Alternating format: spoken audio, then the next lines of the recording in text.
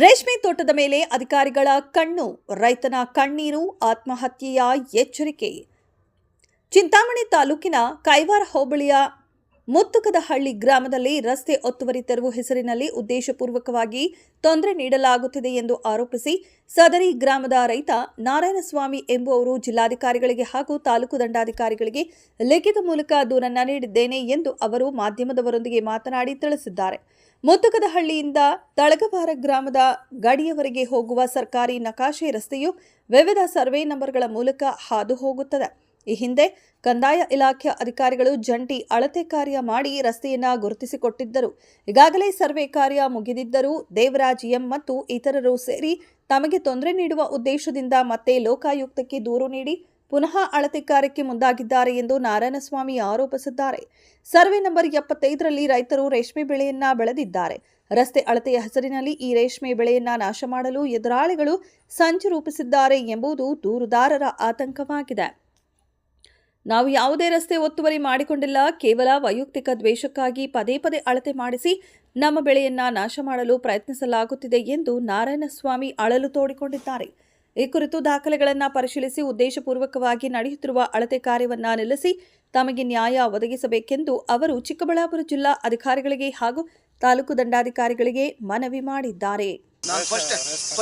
ರೇಷ್ಮೆ ತೋಟ ಎಲ್ಲ ಹಾಳಾಗೈತೆ, ಮನೆ ಫಸ್ಟೇ ಹಾಳು ಮಾಡವ್ರೆ. ನಾನು ಮೊಕ್ಕಿದ್ರೂ ಬೆಳಿಲ್ಲ. ಈಗ ಬಂದು ಸರ್ವೆ ಮಾಡಬೇಕು ಅಂತೇಳಿ ನೋಟಿಸ್ ಕೊಟ್ಟವ್ರೆ, ಯಾರಿಗೂ ಕೊಟ್ಟಿಲ್ಲ. ಅದರಂತೆ ನಮ್ಗೆ ನಷ್ಟ ಆಗಿದೆ. ನಾವು ಬಿಡೋದಕ್ಕೆ ಸಿದ್ಧ ಇಲ್ಲ. ಎಲ್ಲಿಂದ ಇಲ್ಲಿ ಮಾಡಿಬಿಟ್ಟವ್ರೆ, ಅದ್ರ ಕೊಂಚ ಹೋಗಲಿ. ನಾನು 8 ಅಡಿ ಕೇಳೋರೆ, 8 ಅಡಿ ಬಿಟ್ಬಿಟ್ಟು ನಾನು ಕೂಚ ಇದು ಉಣ್ಕೊತೀನಿ.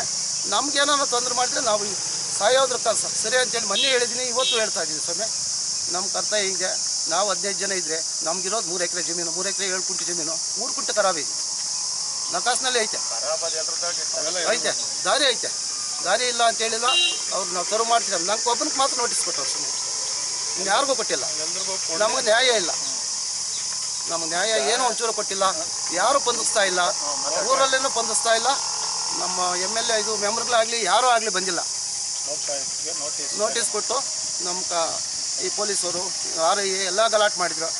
ನಾವು ಏನು ಮಾತಾಡೋಕ್ಕೆ ಅವಕಾಶ ಇಲ್ಲ. ಸುಮ್ಮನೆ ಮುತ್ತುಕದಹಳ್ಳಿ ಗ್ರಾಮ 75ನೇ ಸರ್ವೆ ನಂಬರು ನಮ್ಮ ತಂದೆಯವರಾದ ನಾರಾಯಣಸ್ವಾಮಿ ಅವ್ರದ್ದು. ಇವರು ವೈಯಕ್ತಿಕ ಕಾರಣದಿಂದ ಲೋಕಾಯುಕ್ತಕ್ಕೆ ಮತ್ತೆ ಮುಂಚೆನೂ ಲೋಕಾಯುಕ್ತಕ್ಕೆ ಹಾಕಿ ತಗೊಂಬಂದಿದ್ದು ತೆರವುಗೊಳಿಸ್ಕೊಂಡು ಹೋಗಿದ್ದಾರೆ. ಮತ್ತೆ ಈಗ ರೀಸರ್ವೆ ಮಾಡ್ತೀವಿ, ನಿಮ್ಮ ತೋಟನ ಹಾಳ ಮಾಡ್ತೀವಿ, ನಾಶ ಪಡಿಸ್ತೀವಿ ಅಂದ್ಬಿಟ್ಟು ರೇಷ್ಮೆ ತೋಟನ ಇವಾಗಲೇ ಒಂದ್ಸರಿ ಆ್ಯಕ್ಚುಲಿ ಪ್ರೆಸ್ ಮೀಟಿಂಗ್ ಎಲ್ಲ ಆಗಿ ಮಾಡಿದ್ದಾರೆ. ಪ್ರೆಸ್ ಬಂದು ಎಲ್ಲ TVಗಳೆಲ್ಲ ಹೋಗಿದೆ. ಮತ್ತು ಲೋಕಾಯುಕ್ತದಿಂದ ಅರ್ಜಿ ತಂದು ಮತ್ತು ತಹಸೀಲ್ದಾರ್ಗೆ ನಮಗೆ ನೋಟಿಸ್ ಕೊಟ್ಟಿದ್ದಾರೆ. ನಿನ್ನೆ ನಾಳೆ ಬರ್ತೀವಿ 11ನೇ ತಾರೀಕು ಅಂತ. ಅದ್ರ ಬಗ್ಗೆ ಕಾನೂನು ರೀತಿಯಲ್ಲಿ ನಮಗೆ ನ್ಯಾಯ ದೊರಕಿಸ್ಕೊಡ್ಬೇಕು ಸ್ವಾಮಿ. ನಾವು ಇಲ್ಲ ಅಂದರೆ ಅಲ್ಲೇ ಮರಣ ಹೊಂಡಕ್ಕೂ ರೆಡಿ ಇದ್ದೀವಿ. ನಮ್ಮ ಫ್ಯಾಮಿಲಿಯವರು ನಾವು ವೈಯಕ್ತಿಕವಾಗಿ ಒಬ್ಬರೇ ಬದುಕ್ತಾ ಇರೋದು, ಯಾರೂ ನಮ್ಗೆ ಸಪೋರ್ಟ್ ಇಲ್ಲ. ತಹಸೀಲ್ದಾರ್ ಸಾಹೇಬ್ರಿಗೂ ಮತ್ತು ಲೋಕಾಯುಕ್ತ ಸಾಹೇಬ್ರಿಗೂ ಸರ್ಕಾರಕ್ಕೂ ನಮ್ಮ ಕಡೆಯಿಂದ ನ್ಯಾಯ ದೊರಕಿಸ್ಕೊಡ್ಬೇಕು.